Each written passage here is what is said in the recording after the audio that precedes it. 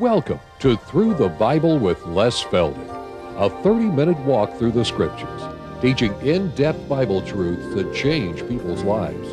Now, here's your host, Les Feldick.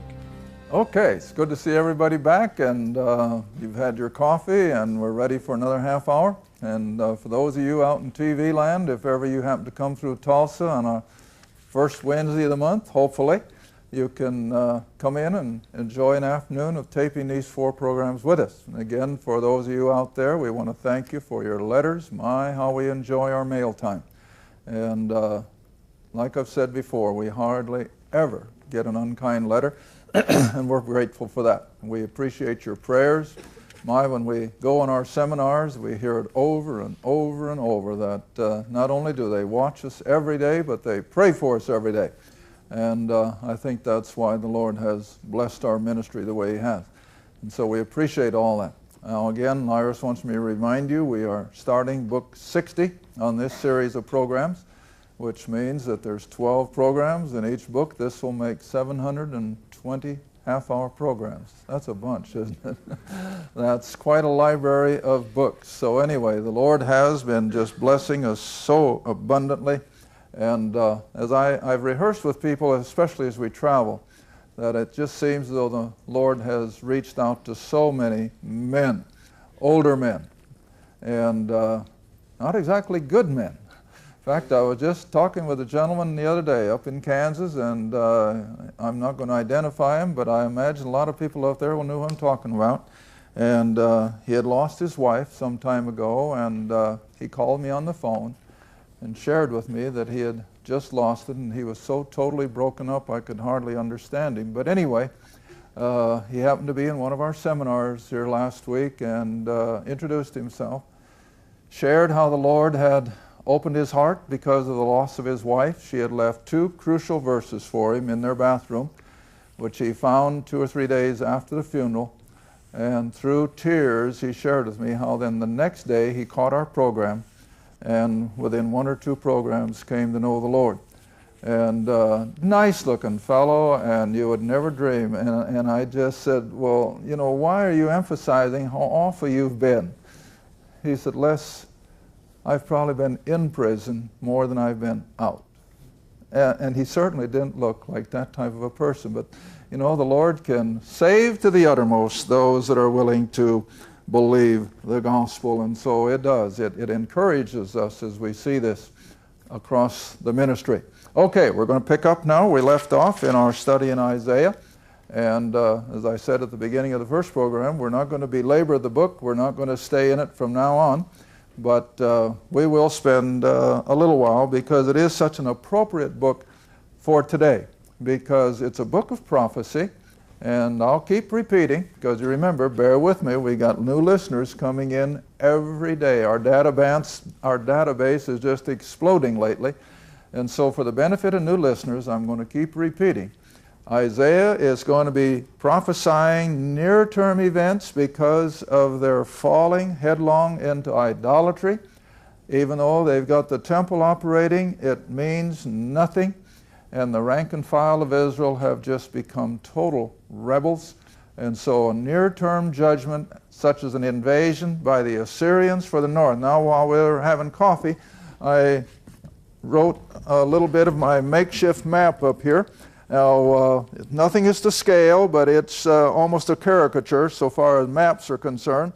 But here we have the Euphrates River running all the way down through present-day Baghdad, down to the Persian Gulf. And here we have the Sea of Galilee, the Jordan River, and the Dead Sea. Jerusalem, right off the northern end of the Dead Sea.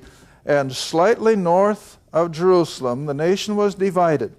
The 10 tribes comprising the northern kingdom, the 2 tribes of Judah and Benjamin are staying down here at the south, where, of course, they have the temple. Now, as Isaiah is writing, the near invasion by the Syrians of the 10 tribes is right at hand. It's going to happen within a matter of few years. Then almost 100 years later, the Babylonians will come in from the east, and they will besiege Jerusalem, destroy the temple, and take the Jews back out to Babylon, which is present-day Iraq, remember, and they will be there for 70 years of captivity. Now, I always like to emphasize that contrary to the teaching of Armstrongism in years back, that the 10 tribes were lost and became Europeans and Americans. That is as false as a $3 bill. Because if you go back into the account of the Kings and the Chronicles and study the Civil War, and they did have civil war. The tribes of Judah would have civil war with Israel and back and forth. And if you will compare the wars from when they first started, Judah only had like a few 100,000 men of war, whereas the 10 tribes had 1,300,000. 5 years later, the numbers have come a little closer to equal, but they're still leaning to this up here because they've got the 10 tribes. But then 30 years later, 30 years after the first Civil War, Judah now has 1,000,000 head of soldiers, and the 10 tribes of the northern kingdom have an army no bigger than a flock of kids, goats. That's the way the scripture puts it. So what has been happening over the years? They've been migrating back into Judah because, after all, that's where the temple is. That's where the major activities are. So when the Syrians come in and take Israel captive, there weren't that many left. And most of them have been down here. Now when they are taken captive out to Babylon, it figures how many tribes went into the Babylonian captivity? 2 or 12? Well, 12 of them. And when they came back, the language in Ezra and Nehemiah is all Israel. And by the time you get to Christ's first advent, and Peter addresses in Acts chapter 2, what is his application? Therefore, let the whole house of Israel. So don't ever buy into that fact that there are 10 lost tribes. They were never lost. They were always part and parcel of the nation of Israel. Okay, let's pick up where we left off in Isaiah then, chapter 1. Now verse 4. And just get the picture of how far down the tube the nation of Israel has gone just in the last 200 years since Solomon's death. Ah, sinful nation, a people laden with iniquity, a seed of evildoers, children that are corrupters. They have forsaken the Lord. They have provoked the Holy One of Israel into anger. They are gone away backward. Now you remember in our last taping, I made the statement that nations as well as individuals are constantly given choices. The nation of Israel was choice after choice. Now let's go back so that you'll see what I'm talking about. Go back with me to the time of Moses, and as he writes the book of Deuteronomy, and turn to chapter 28. And this is just exactly what I'm trying to bring across in this study here in Isaiah. They had the choice. We Americans are in the same place. We're going to be making a tremendous choice. Are we just going to pull off all restraint? Are we just going to open the floodgates to wickedness, or are we going to try and hold it back? Now, I've said everywhere I go, we can't turn it around. You will not turn it around because we're too close to the end. The best we can hope for is to slow it down. But you know, like one fellow up in Minnesota put it, and I think he's probably right on, he said, if it doesn't slow it down, then we're just that much closer to the rapture. Well, I'll have to agree, because we as a nation are at the same crossroads that Israel was, and here's the choice. Deuteronomy 28, and we can just start at verse 1. Now this, of course, even before they have gotten into the promised land, and Moses is putting the choice before them. Verse 1, 28, and it shall come to pass. It's going to happen, however Israel chooses. And what's the next word? If. See, that's the condition. It'll come to pass, if thou shalt hearken diligently to the voice of the Lord thy God, to observe to do all his commandments which I command thee this day, that the Lord thy God will set thee on high above all the nations of the earth. That was Israel's prospect.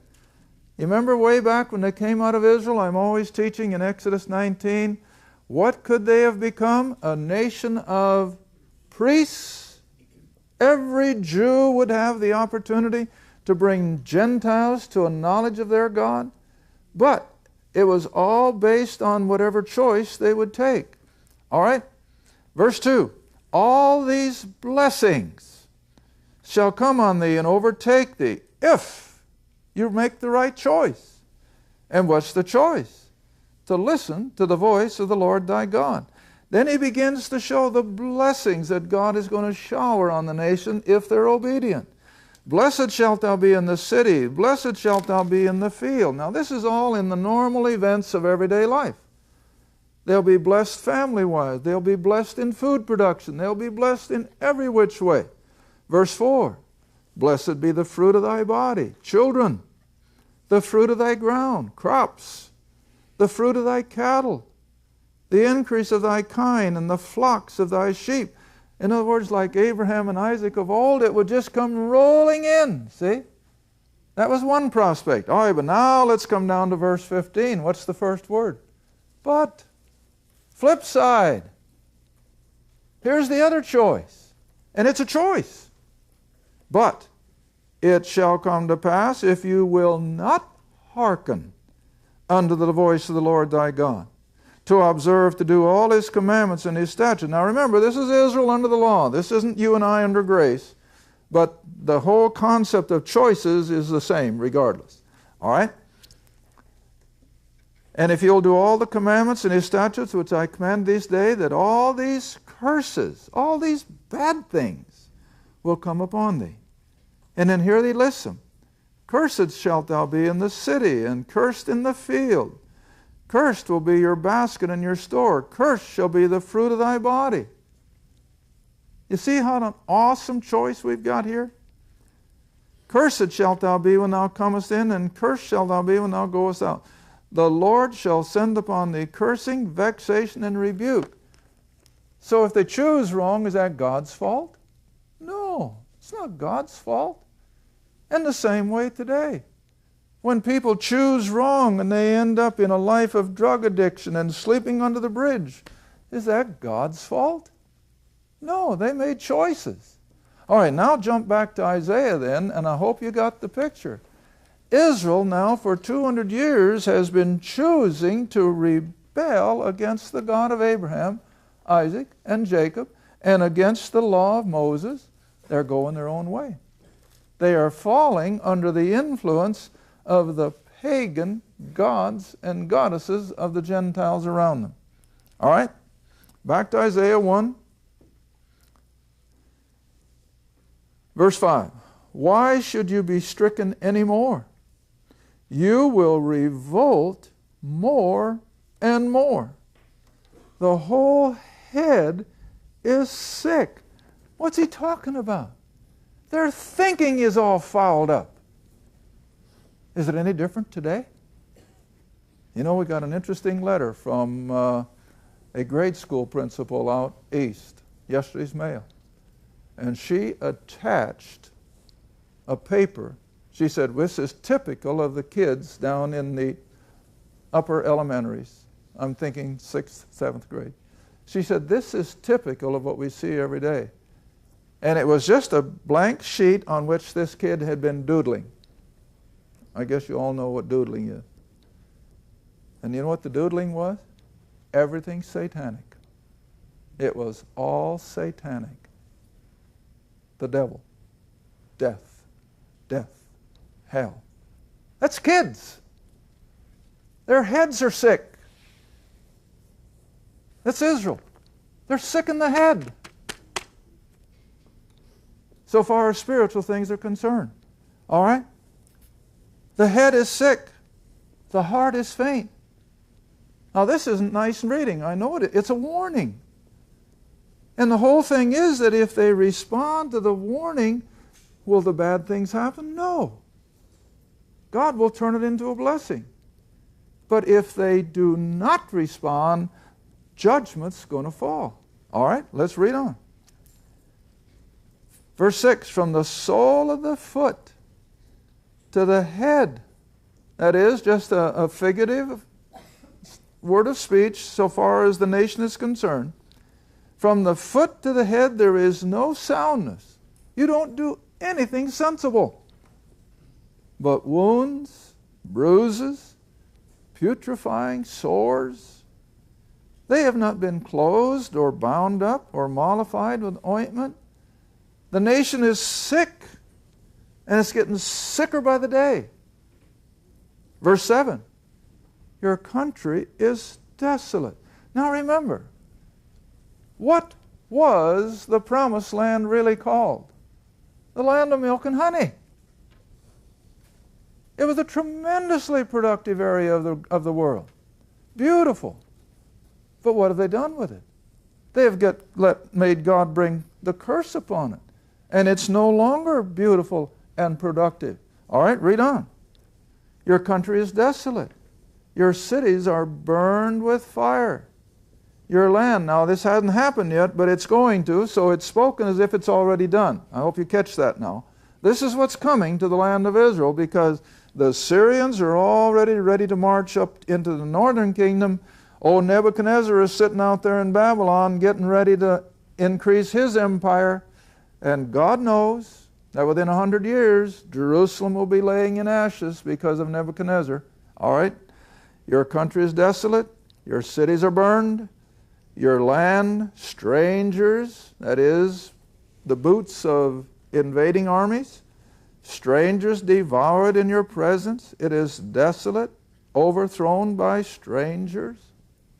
And the daughter of Zion is left. In other words, the people that are still in the land are like a cottage in a vineyard. In other words, what we would say an abandoned shack.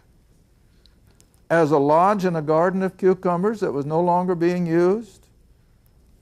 You're like a besieged city. Now, we don't know what it's like to come under siege. But in antiquity, it got awful. You know that when Samaria was under siege, Jerusalem was under siege, no food comes in, they sooner or later run out of water, and they become destitute, and you know what happened. All right, now verse 9. Except, or unless the Lord of hosts had left unto us a very small remnant. What's that? That little small percentage of faithful believers that God has always kept, and He's never had much more. In fact, that's a doctrine you can follow from almost the time of Cain and Abel all the way to the end of the book of Revelation. It's what I call the doctrine of the remnant. There's always that few. I had an interesting letter yesterday. If the rapture takes place today, will the world suddenly realize a catastrophe has happened with millions and millions and millions of people gone? I wish that were true. And I wrote back the answer this morning before I left. Don't you kid yourself. There's going to be so few believers raptured out of this world that they won't even miss us. It won't even cause a headline in the New York Times. Sad to say, but it's true, because that's the way it's always been. It's always that small, small remnant. All right, read on. So unless the Lord had kept a small remnant, now we're talking about Israel, remember, Judah in particular, but Israel as a whole, we would have been as Sodom. If it hadn't been for the remnant of believers to hold things together, God would have just had to wipe the whole thing off the map. And we would have been like unto Gomorrah. Now verse 10, so hear the word of the Lord, you rulers of Sodom. Who's he referring to? Jerusalem. Jerusalem has become just about as bad as Sodom and Gomorrah. And don't you think for a minute that homosexuality didn't ravage Israel just like it does other nations. It did. And this was one of their problems. That's why it's referred to as such. Hear the word of the Lord, you rulers of Sodom. Give ear unto the law of our God, ye people of Gomorrah. It's still talking about Jerusalem. Now verse 11. Here really gets down where the rubber hits the road. To what purpose is the multitude of your sacrifices unto me? What did I tell you a little while ago? The temple is going full blast. They're killing animals by the hundreds in the name of religion. Oh, they're religious. But how much effect has it on their life? None. Any different today? Our churches are full. New ones going up every day. Is it changing the moral fiber of our country? I can't see it. And so what is it? It's just emptiness, like Israel. All right, they're sacrifices. I am full. In other words, how do we put it? I've had it up to here. I've had it with your sacrifices and your burnt offerings, the fat of the fed beasts. I delight not in the blood of bullocks or lambs or he-goats when it's not offered by faith. When you come to appear before me, who hath required this at your hand? To tread my courts. Now what do you suppose he meant by treading the courts? What's the other word? Trample. Trample. They had, just like a mass of animals, trampled the approaches to the temple. Now, let's give you a good vivid picture of what he was really talking about. Come back with me to Matthew 19. Isn't that where it was, Jerry? Come on, help me. 21. Huh? 21. Was it 21? Goodness, I just looked it up before the camera started rolling. Yeah. Yeah, 21. I'm sorry. Yeah, 21, honey. Verse 12 and 13. Now you'll see exactly why I'm using the word trample back here in Isaiah. They were flooding to the temple. They were bringing their sacrifices. And what else was going on? Well, here we have it at the time of Christ, at the Lord's earthly ministry. Now in Matthew 21, verse 12. And Jesus went into the temple of God, there on the Temple Mount in Jerusalem. And he cast out all them that sold and bought, where? In the temple. Not a block or two down the street. They were doing all this within the confines of the temple compound. Now, they weren't in the Holy of Holies. They weren't in the sanctuary. That was just a little tiny building. But the whole complex made up what they called the temple, you see. All right, so he cast them all out and overthrew the tables of the money changers and the seats of them that sold doves. What were they doing? Well, they were selling the stuff that they needed for their sacrifices. Now, next verse. And he said unto them, It is written, My house, the temple, shall be called the house of prayer. But you, Israel, you have made it a den of thieves. And the blind and the lame came to him in the temple, and he healed. All right, now why does he call these money changers thieves? Well, they were selling animals that were probably lame or not quite healthy, which weren't even acceptable for a sacrifice, but they were selling them for more bucks than they were worth. And they were thieving from the poor people who couldn't afford to go someplace else and buy something for a sacrifice. They were trapped. And they took advantage of them. That's nothing new. We're full of it today. They're charlatans. They are pulling the money right out of people's pockets, and they don't even blink an eye. No shame, no guilt, and they think they're doing it for God's purpose. Well, I got news for them. It's not biblical. It's not scriptural. But this is what they're doing. They're thieving from the poor people that can't help themselves. Okay, back to Isaiah. Verse 13. Isaiah chapter 1. So he says, Bring no more vain oblations, that is, things that were brought for sacrifice and worship. Incense is an abomination unto me. The new moons and the Sabbaths, which meant everything to a religious Jew. The new moons and the Sabbaths, the calling of assemblies. I cannot away with it. What's he saying in so many words? I can't handle it. I can't stand what you're doing. It is iniquity. Even your solemn meeting. What does that mean? Oh, they prayed. They bowed. They did everything that they thought their religion demanded. But where was their heart? As soon as they get out of there, they could go back out into the things of the world. Verse 14 again, your new moons and your appointed feasts my soul hateth. They are a trouble unto me. I am weary to bear them. Well, now you know that the new moons and everything were a part and parcel of the Mosaic law. That isn't what God hated. What God hated was what they were doing with it. They were just making it a trumped-up false religion and thought they were doing God a service. All right, now then, verse 15. This really gets close to home. And when you spread forth your hands, don't you see them? I will hide my eyes. Yea, when you make many prayers, I will not hear. Now that's God speaking through the prophet.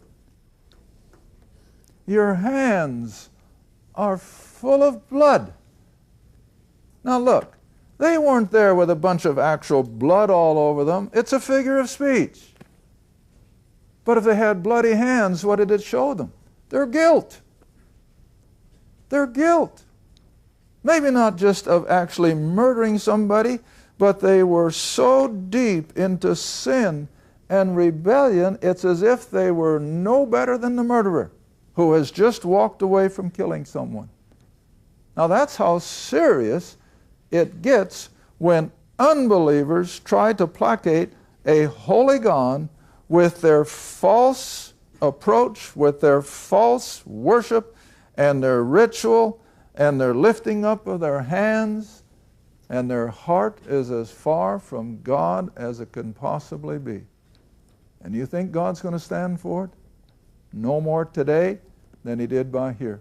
Because we're going to see, probably not anymore this afternoon, but a little later in Isaiah, what happens? The enemies come in. And the Jews suffer immeasurably. But was it God's fault? No. He's warning them, and warning them, and warning them, but they will not listen.